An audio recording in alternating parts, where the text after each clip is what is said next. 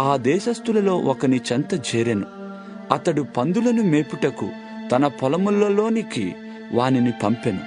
వాడు పందులు తిను పొట్టుతో తన కడుపు నింపుకొన ఆశపడిను గాని ఎవడునూ వానికేమియూ ఇయ్యలేదు. అయితే బుద్ధి వచ్చినప్పుడు వాడు, నా తండ్రి యొద్ద ఎంతో మంది కూలివాండ్రుకు అన్నము సమృద్ధిగా ఉన్నది, నేనైతే ఇక్కడ ఆకలికి చచ్చిపోవచ్చున్నాను.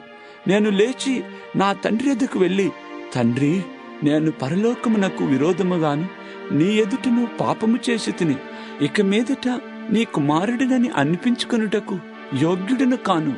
నన్ను నీ కూలివారిలో ఒకనిగా పెట్టుకొనుమని అతనితో చెప్పుదుననుకుని లేచి తండ్రి యొద్దకు వచ్చెను.